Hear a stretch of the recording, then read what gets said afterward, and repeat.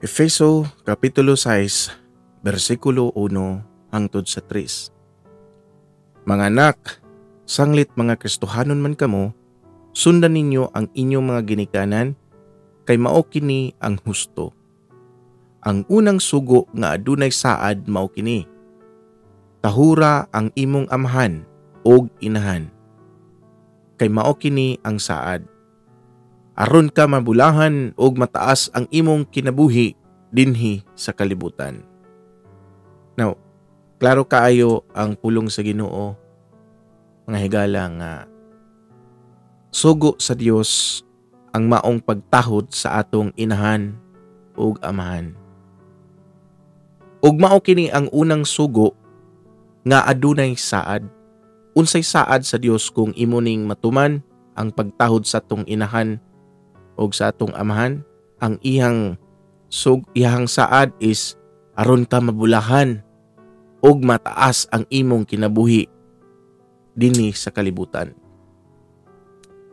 Bisan gani sa Exodus 20 versikulo 12, mabasa nato nga tahura ang inyong amahan ug inahan aron mo taas ang inyong kinabuhi diha sa yuta nga gihatag kaninyo sa Ginoo nga inyong Dios. Susugo gid ni sa Dios nga tahuro nato ang atong mga ginikanan.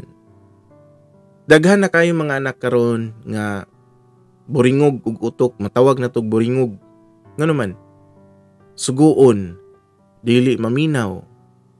Mututok ra sige email, sige og cellphone. Unya badlungon di mo patuo. Giignan na sa ginikanan nga ayaw nagbuhata kay di na maayo. Sige ra gyapon pangawat, sige ra gyapon og pandisko, sige ra gyapon hubog-hubog.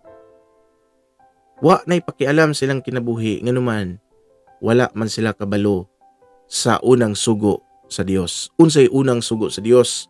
Mao ang pagtahod sa atong mga ginikanan. Ug mao kining unang sugo nga adunay saad.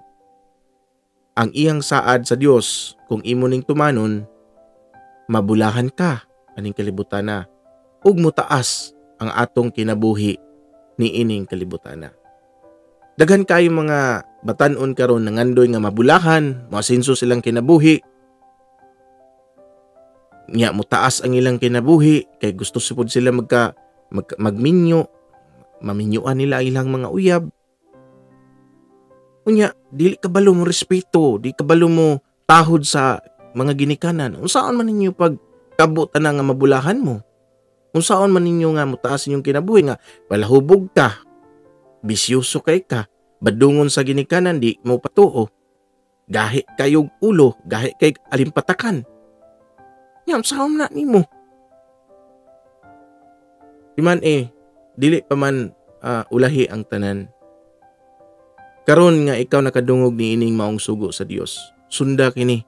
Kung gusto ka nga mabulahan aning kalibutana, kung gusto ka nga mutaas ang imong kinabuhi ning kalibutana, sunda ang Ginoo.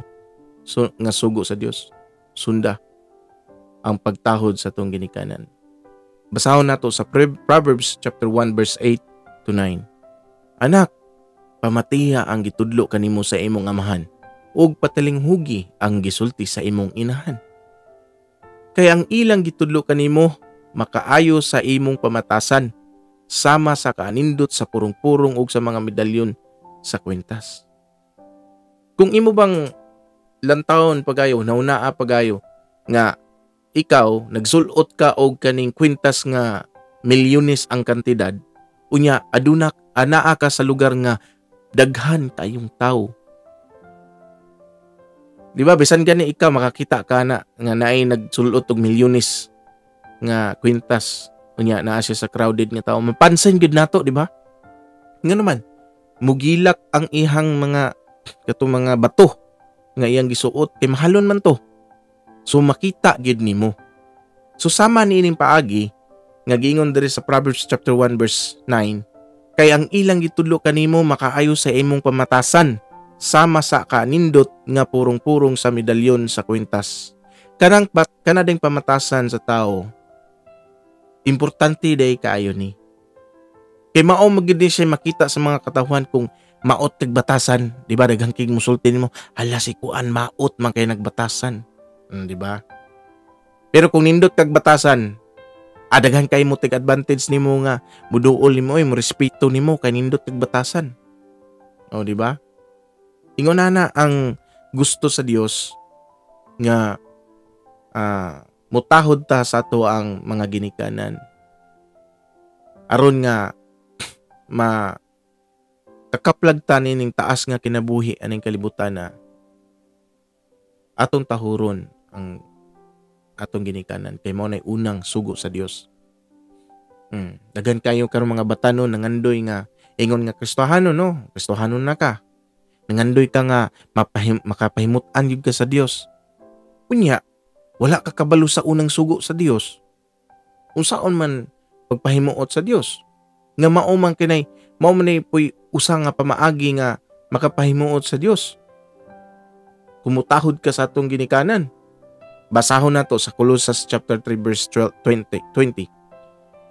Mga anak, paning pamagsinugtanon kamo kanunay sa inyong mga ginikanan kay mao kanay makapahimuot sa Dios. Gahi kay kag ulo, di ka mosugot sa sugo sa imong ginikanan. Unsaon man makapahimuot sa Dios ana? Unya-unyaon ra imong mama, imong papa. Di ba? Asa naman. Ingon nga Kristohanon ta mo sunod gid ta sa sugo sa Dios. Unya, ingon pod nga ginikanan no. Kining mga ginikanan sad.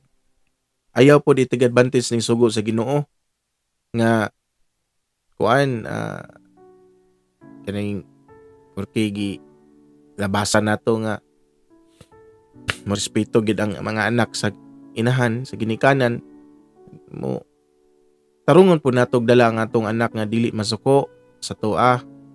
Isip nga ginikanan tano kita may mahimong model sa ilaha. Maglikay ta atong tarungon og dala ang atong anak nga dili sila makabaton og hatred sa tuwa. Ato silang dalon diha sa pulong sa Ginoo. Kanang hiwi nga dalan atong i-istriton nga dalan diha mo istrita diha sa Ginoo. Atong basahan og Biblia, i-educate nato sila sa Bible. Kung naama gani sila mga sayop, ignon nato nga kuan nga badlongon nimo sa sakto nga pamaagi nga pagbadlong dili nang gamay ra kayong sayop. Bakit kay pulos? Ang dagan kay gisulti. Makapakuan man pud na sa anak good. Ganang makapatanom og kanang kasuko. So, giingon diri sa Efeso chapter 6 verse 4 atong basahon, mga ginikanan, ayaw pasuk-a ang inyong mga anak. Hinuon, amumaha sila sa Kristohanong disiplina ug maayong pagtulunan. Aduna day disiplina, naday kanang discipline ang atong mga anak. Unsa nga disiplina? Dili imohang kaugalingong disiplina, kundi Kristohanong disiplina. Unsa man ang Kristohanong disiplina? Mao ang pagmatuto kanila sa pulong sa Ginoo. Isip nga ginikanan ta, likay kini nga dili ikaw ang mahimong hinungdan nga mugahi ang ulo sa imong mga anak. Og maayong adlaw ka natong tanan.